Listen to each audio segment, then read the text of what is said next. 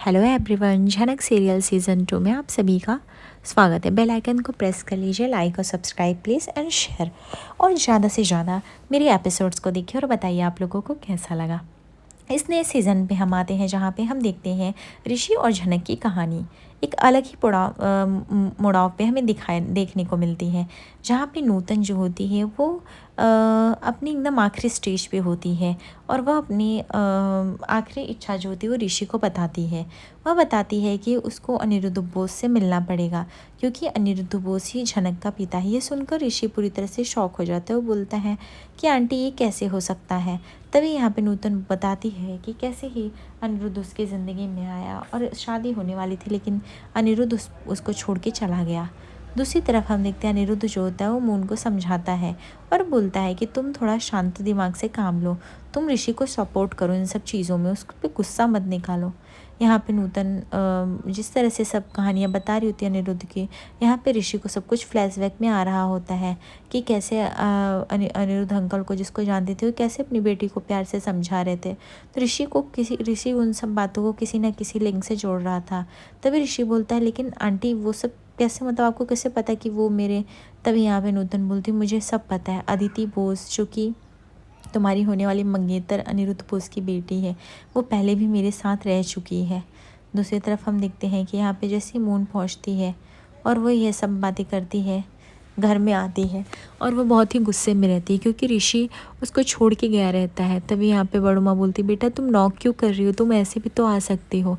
यहाँ पे उसके बाबा बोलते देखो बेटा तुम गुस्सा मत करो, अनिरुद्ध ऋषि को जाने के अलावा कोई भी ऑप्शन नहीं था क्योंकि हम में से कोई गांव जा नहीं सकता था और ये सब बातें उसे ही करनी थी ना, इसलिए हम लोग कुछ बोले नहीं। यह सुनकर तो अदिति को और गुस्सा आ जाता है और बोलते जेठू आपने क्यों नहीं रोका, आप तो इस घर के बड़े थे ना। तभी यहाँ पे जेठू बोलते मैं क्यों रोकता भला, जब भी मुझे पता है वो अच्छा काम करने जा रहा है तो मैं क्यों ही रोकूं। तभी उसके छोटे भाई जो रहते जेठू के वो बोलते हैं बस करिए दादा, ये सब बातें क्यों बोल रहे हैं आप। और पहली बात तो अदिति ये पॉसिबल ही नहीं था, अगर वो नहीं जाता तो उसकी जगह पे कोई भी नहीं जा सकता था और उससे कि उस लड़की की जान चली गई तो ऋषि का करियर सड़क पे आ जाएगा। यह बात जो होता है अभिमन्यु भी समझाता है, बट अदिति इतने गुस्से में रहती है कि किसी की भी बात समझने की कंडीशन में नहीं रहती। वो बार बार सिर्फ एक ही बात रिपीट कर रही होती है कि ऋषि को वहाँ नहीं जाना चाहिए था और वह एक बार भी पूछा भी नहीं जाने से पहले, अब वो पहुँच गया है और फिर वो क्या दिखाना क्या चाहता है। उसने शादी किया तो भी मुझे कुछ नहीं बताया, आज गांव पहुंच गया है वापस से तो भी कुछ नहीं बता रहा है। तभी यहाँ पे जेठू बोलते हैं लेकिन इसमें दिक्कत क्या, पहुंच गया है तो अच्छी बात है।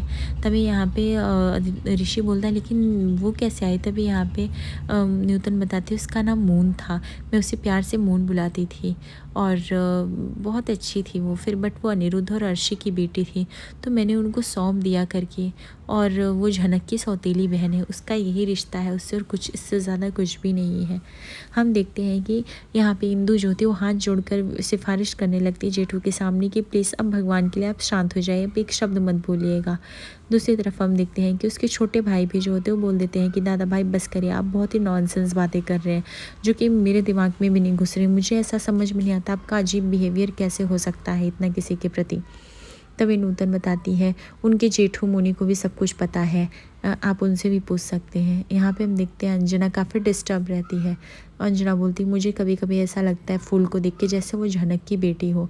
यह सुनकर तो अर्शी के मानो मुँह से शब्द ही नहीं निकल रहे थे। अर्शी को लगता है कि ये लोग क्या बोल रहे हैं, दोनों लोग आपस में डिस्कस कर रहे थे। अंजना बोलती हूँ अब झनक के साथ अगर अनी घर बसाया होता तो आज हमारा भी एक अच्छा सा हंसता खेलता परिवार होता।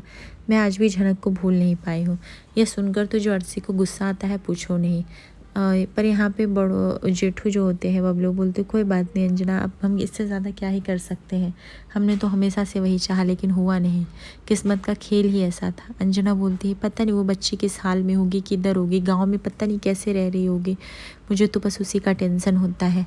अर्शी जो होती है वो तुरंत चिल्ला के जाती है और बोलती है क्यों, किसकी बातें हो रही हैं, क्यों अब आप लोग बताएंगे नहीं क्या। अंजना जो होती है वो एकदम से अर्शी के गुस्से की वजह से मुँह जो होती है अपना बंद कर लेती है। दूसरी तरफ हम देखते हैं नूतन जो होती है वो बताती है कि उस वहाँ पे वह जानती है अंजना बोस को और वहाँ पे बबलू बोस को, और वो दोनों पति पत्नी हैं और बहुत ही अच्छे हैं। वह अनिरुद्ध बोस के बड़ों माँ और जेठू हैं, उनको सब कुछ पता है मेरे बारे में और अनिरुद्ध के बारे में। आप कभी भी जाके उनसे पूछ सकते हैं, वो कभी भी झूठ नहीं बोलेंगे, उन पे ट्रस्ट कर सकते हो आप। तभी यहाँ पे ऋषि बोलता है, जिसको मून अंजू रानी बोलते आप उनकी बातें कर रहे हो। झनक बोलती हाँ हाँ मैं उनकी ही बातें कर रही हूँ। तभी अनिरुद्ध बोलता है बेटा बस करो, तुम इतना ज़्यादा गुस्सा तो करना बंद ही कर दो ना।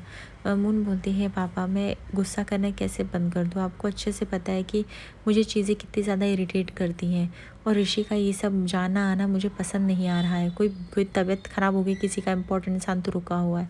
अनिरुद्ध सोचने लगता है आखिर ये इम्पोर्टेंट इंसान कोई झनक तो नहीं है। तभी यहाँ पे ऋषि बोलता है आंटी आपने इतना सब कुछ कैसे सहा, और झनक को ये सब बारे में पता ही नहीं है तो कैसे चलेगा। यहाँ पे अनिरुद्ध सोच रहा होता है कि अच्छा हुआ मैं भी दूर हूँ उस झनक से, अगर उसके थोड़ा भी पास गया कांटेक्ट में रहने की कोशिश की तो मेरी ज़िंदगी ही तबाह हो जाएगी।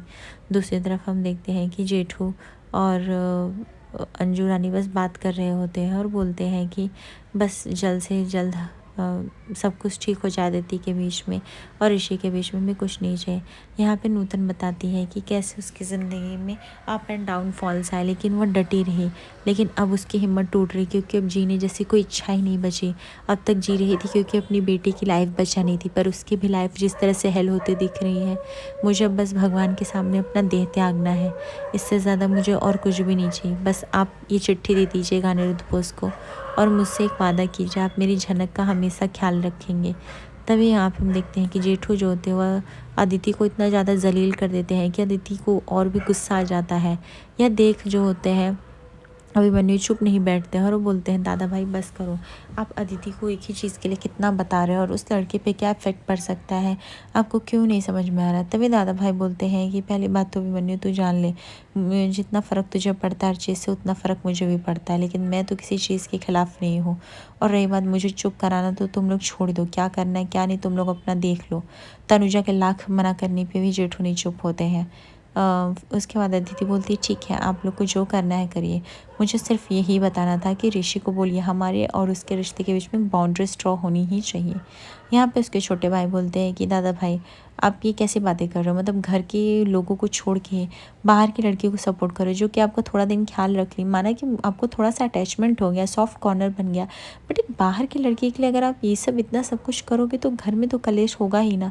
तभी जेठू बोलते हैं कि तुझे अगर तू अपने भाई को इतना ही समझ पाए और उनके लिए तू अगर ऐसी ही धारणा बना रहा है बेटा तो इसमें कोई कुछ नहीं कर सकता। सुरजीत तुम जो कर रहे हो जैसे कर रहे हो करो, ठीक है, हमें कोई दिक्कत नहीं। और वह जो होते हैं अदिति को समझाते हैं बेटा कभी कभी हमें किस्मत का इशारा समझ लेना चाहिए और हमें अपने आप ही अपना डिसीजन बना के अकेले हो जाना चाहिए।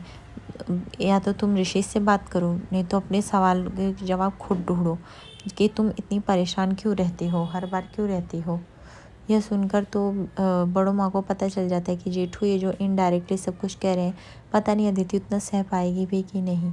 तभी यहाँ पे जेठू जो होते हैं वो अदिति को बस सलाह देते हैं कि वह अपनी लाइफ में आगे बढ़ के भी कर सकती है और इतना ओवर रिएक्ट ना करे। यहाँ पे ऋषि बोलता है आंटी अब मैं ये पहुँचा दूँगा पर आप चिंता मत करो, आप आपका ख्याल रखो सिर्फ। नूतन बोलती है अब इतनी शक्ति नहीं है ख्याल रखने की, आप बस किसी तरह लेटर पहुंचा दीजिएगा, मेरी आखिरी इच्छा पूरी कर दीजिएगा। उन्हें बताइएगा झनक मेरी और उनकी ही बेटी, किसी और की नहीं, और झनक को भी उसके पापा से एक बार मिला दीजिएगा। मैंने उसकी ज़िंदगी में कभी भी ये सब किया नहीं, ना ही उसके सामने बताया। मैं नहीं रहूँगी तो ये सब आप उसको सच्चाई बता देना। मुझे हमेशा से लगता था शायद मेरी ज़िंदगी का सच में कभी ना कभी तो किसी के सामने बोलूँगी, मुझे नहीं पता था कि वो सच मुझे आपके सामने करना पड़ेगा।